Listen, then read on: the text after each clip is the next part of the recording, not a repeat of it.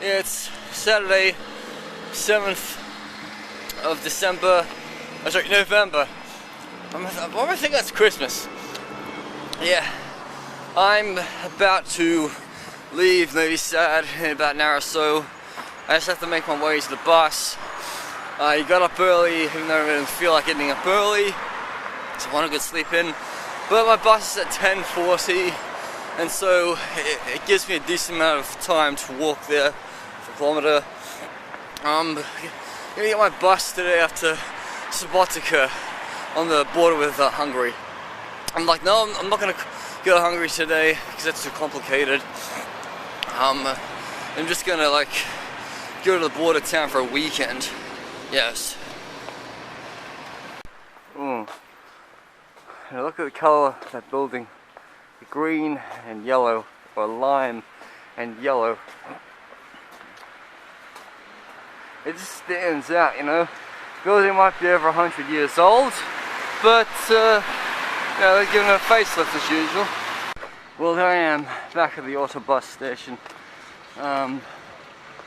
Looks like this is also a train station too. I mean, train, bus, they tend to combine the two, I guess. Yes. So, gotta get myself a ticket. Oh yes, the bus station's over there. On the way north to Subotica. Bus doesn't have any charges, and the Wi-Fi, well, let's just say it's a local bus.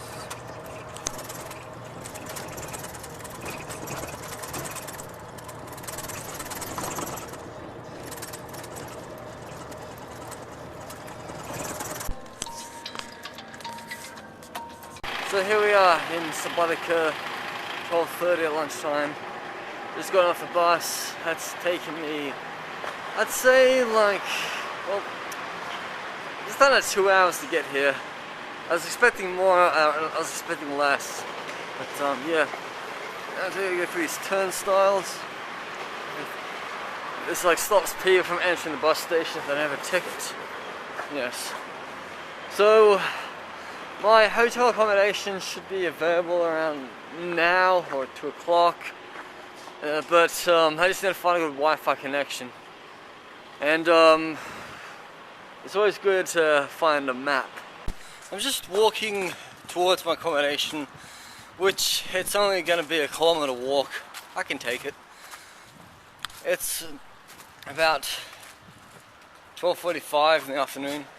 Sun is out, weather is so much better than the last few days.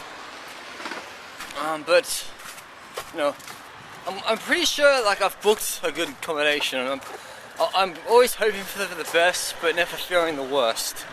Because I mean, there have been some times basically like I booked accommodations and I knew it was going to be really crap, and it was crap. But I've not really had a bad accommodation in like,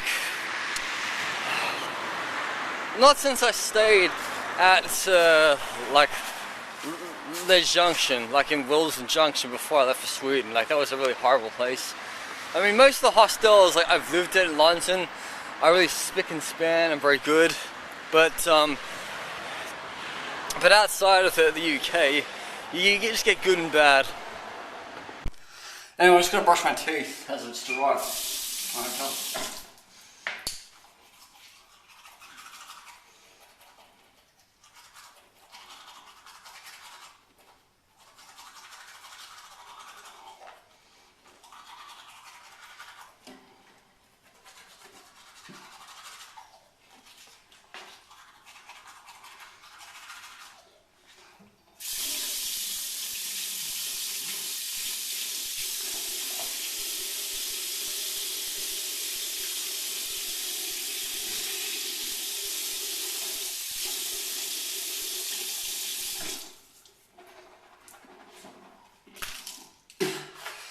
So now that's all in order. It's time to show you like my hotel room. This is the bathroom as usual. I knew I wasn't going to get a bath and all, but that's okay. Just shower here, quite nice. But like a new fashion one. But I understand why it's like this and this. If you're a woman, this kind of like will please you. Like, I'd say one thing. But the one creepy thing is basically people who are staying out there, they could bloody look into here. I mean, they can't see me showering, but I mean, you know, they could actually just walk in like all past windows. So yeah, this is the main room. It's a big old master bedroom. Master bed, bigger bed. Much bigger bed than what I had the last few nights. This had a single bed. TV, flat screen. I haven't been watching TV, seriously. Like, I live practically without watching any TV when I live in the UK, and when I go overseas, it's not really a big thing. And yeah. So it literally, breakfast in bed for one. I saved a lot of money just for not walking in, just by booking in advance. The guy's kind of like euro. I'm like, no, dinar, because you know I prefer to pay the local accommodation. Like, I go to booking.com, I go online, do my dilly dally, trying to find the best one for like rates in my currency in Hungary, British pounds, and then if I find a good deal, I used to say, okay, well, how much is it going to cost in like in Serbian dinar, and then so yeah, it's good. So just getting ready to go downstairs for lunch because there's a restaurant down here. Fortunately, there's no hairdryer, which is predictable when you know you're not really staying in like luxury places. You got everything but like hairdryers. You got enough soap to wash your body, but you don't have toothbrushes. You got enough clean towels to sink a ship, but you don't get razors. So keeping the beauty of me in there. This is the hotel restaurant now. Just got my ciabatta meal. 5 ciabattas, and like yesterday I had just one ciabatta. And just refilling up my glass of the yellow beer. Cheers. So I just left the hotel restaurant and I'm visiting the plaque of this guy. What is his name?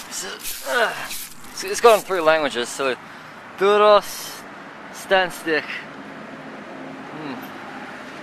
Seems like he was like a Hungarian athlete. He competed. He must compete at the Olympics, yeah. This is Athens, like 1906. Yeah. And then also we got a cross right here. 1857. You see, most of the people in this town speak Hungarian actually, so a lot of the signs are also in Hungarian as well as like Serbo-Croat and Serbian Cyrillic.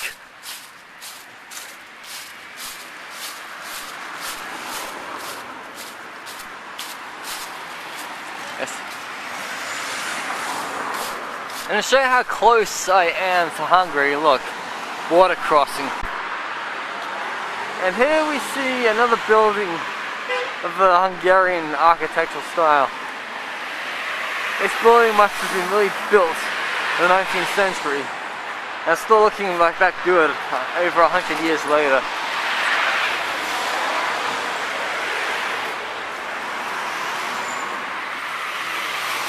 The plaque right there says 1897.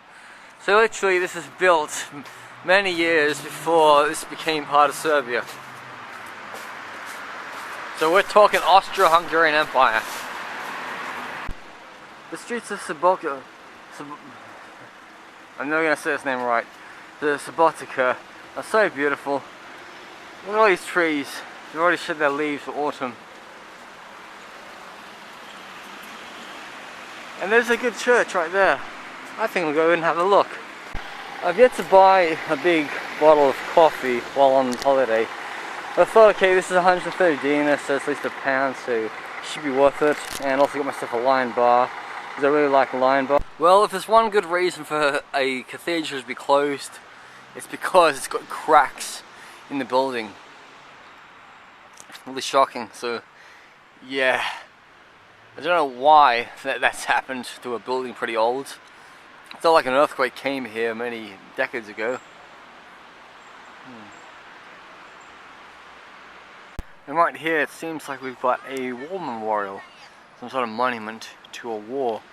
I'm guessing might have been between the Hungarians and the Serbs, or Serbs and the Ottomans, or Hungarians and the Ottomans. Upon checking the back side of the memorial, it is a memorial to those people who died between 1941 and 1945. Because Yugoslavia wasn't invaded by the Nazis until at least 1941, if I am staying correct. Yes. So just to commemorate people who lost their lives because of a Hungarian invasion. Because the Hungarians actually came via the north, and then I think the Germans actually came via like Slovenia. Seems like I find a little tiny church being right in the middle of the street.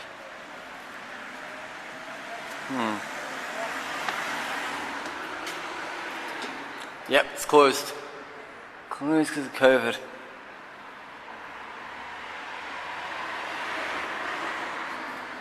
So, we've got a sign up here pointing in the directions of all these sister cities.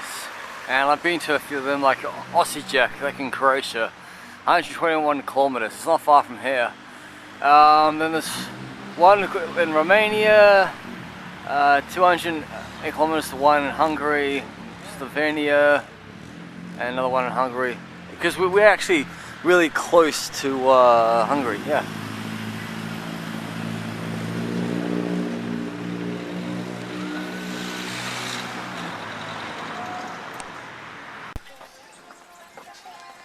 Now when I was in Novi Sad, like this week, my host told me to go visit the synagogue.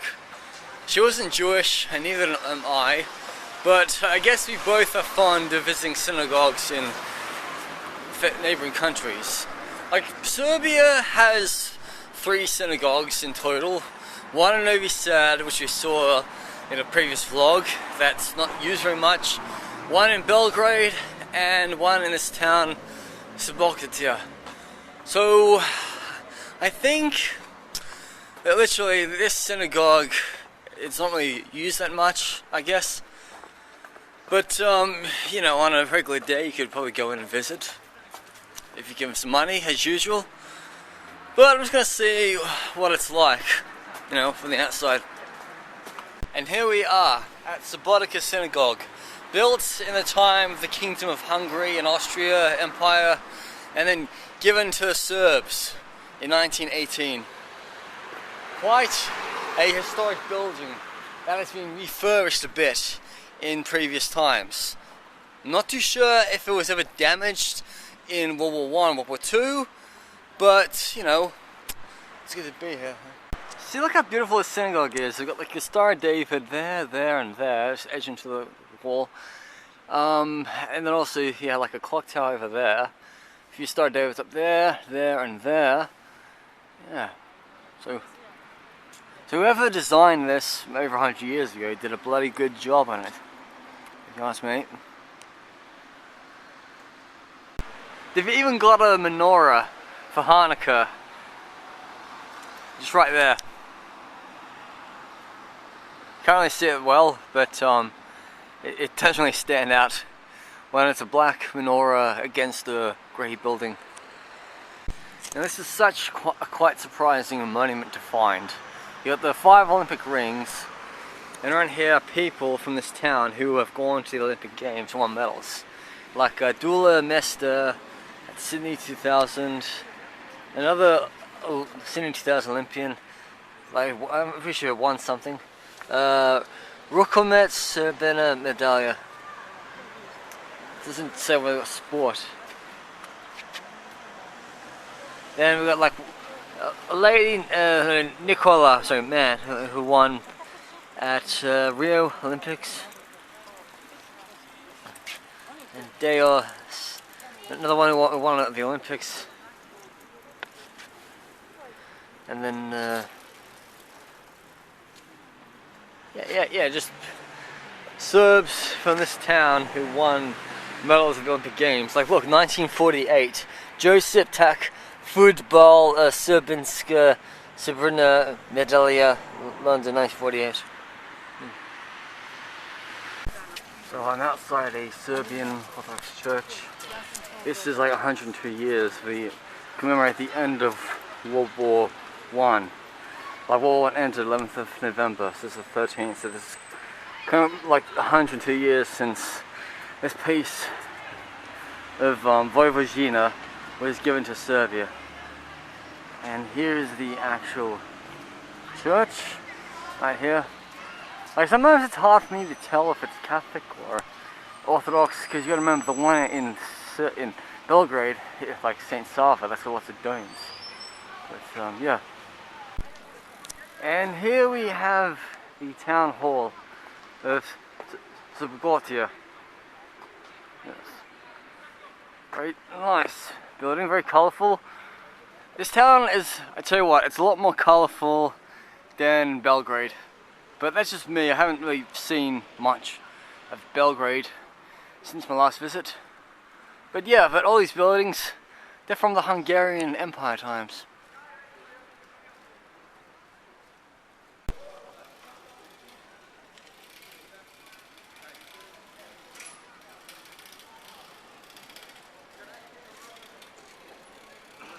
I wonder if it is possible to go to the very top of that bell tower and have a good look at the city.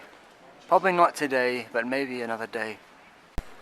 A sign advertising McDonald's irritates me behind there, but I don't really care because I'm in the most northern city of Serbia, Subotica. I'm never going to say it right, so please forgive me if you're Serbian. Yes. And so here we've got like Greek style of columns right there. Still we're in the center of town, in the main square, and it's getting dark, close to 5 o'clock, and people are out and about doing their daily things, you know. And then right here we've got another memorial.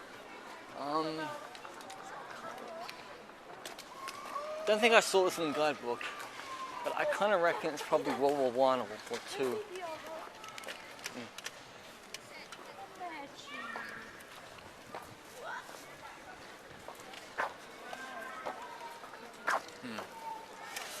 Yes. We have a monument here to Ivan Saric, born 1876, died 1966. So he was like 90, 89 when he died. And this statue shows him on a bicycle. So I reckon he must have won a gold medal for Yugoslavia, or at least won the Tour de France. Either way, that's why they're celebrating his legacy with a statue. I picked up some water for 40-ish. No. Yeah, 40 Dina. Voda. Kind of like sound like water. Hilarious.